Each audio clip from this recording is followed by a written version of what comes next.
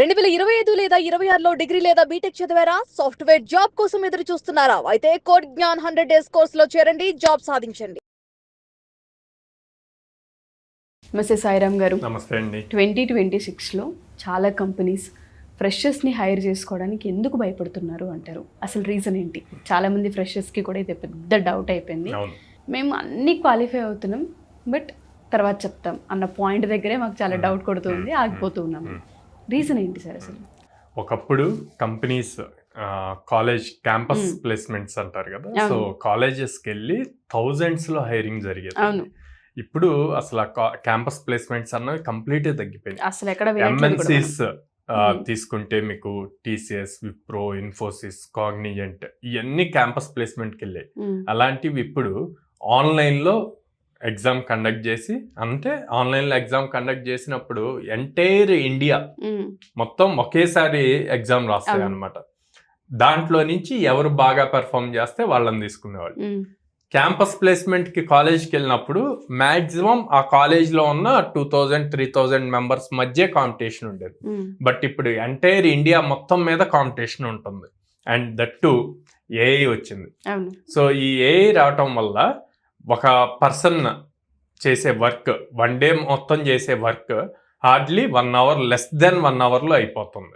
Okay, so దాంతో man power కూడా అంత అవసరం ఉండట్లేదు. ఇక్కడేం కావాలి, ఎవరైతే స్కిల్డ్ స్టూడెంట్స్ ఉన్నారో, అంటే ప్రాపర్గా ఒక టెక్నాలజీ వచ్చి ఉన్నారు, పైథాన్ అవనండి, జావా అవనండి, వీళ్ళు ఏని ప్రాపర్గా యూజ్ చేసి ప్రాజెక్ట్ని నెక్స్ట్ లెవెల్కి ఎలా తీసుకెళ్ళగలరు అన్నదే చూస్తున్నారు అనమాట.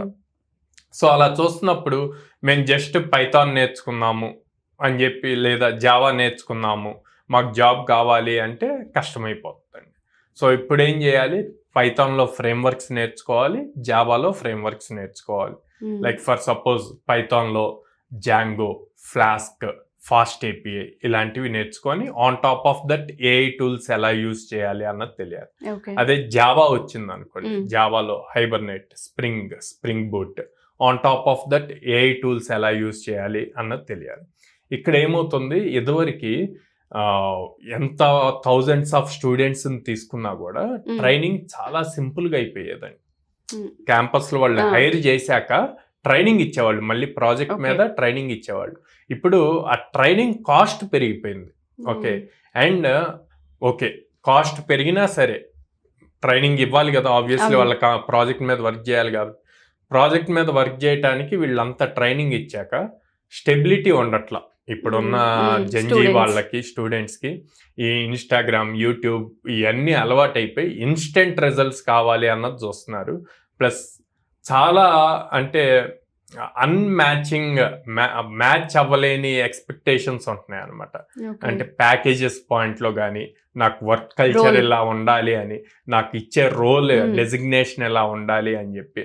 సో వాళ్ళంత కష్టపడి ట్రైనింగ్ ఇచ్చాక ఆ రిసోర్స్ మినిమం 2 to 3 years ఆ కంపెనీకి వర్క్ చేయకుండా ఆ ట్రైనింగ్ అంతా తీసుకొని ఇంకో కంపెనీకి వెళ్ళిపోతే చాలా హ్యూజ్ లాస్ అవుతుంది కదా.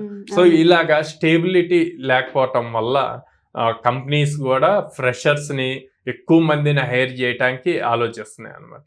సో అందుకే వాళ్ళు ఏం చేశారు, ఇంకెట్లా బల్క్ హైరింగ్ కాకుండా ప్రాపర్ స్కిల్, ప్రాపర్గా ప్రూవ్ చేసుకున్న వాళ్ళకి మాత్రమే వాళ్ళని హైర్ చేస్తున్నారు. సో దానివల్ల మనకి number of job openings same ఉన్నాయి, ఆ ఓపెనింగ్కి తీసుకునే నెంబర్ ఆఫ్ పీపుల్ అన్నది తగ్గిపోయింది. ఇదివరకు ఒక ఓపెనింగ్ ఉంటే 2 to 3 మెంబర్స్ని ఎక్స్ట్రా తీసుకునేవాళ్ళు. ఎందుకు అంటే ఇంకో ప్రాజెక్ట్ వస్తే వీళ్ళు రెడీగా ఉంటారు, ఈ లోపల ట్రైన్ అయిపోయి అని చెప్పి.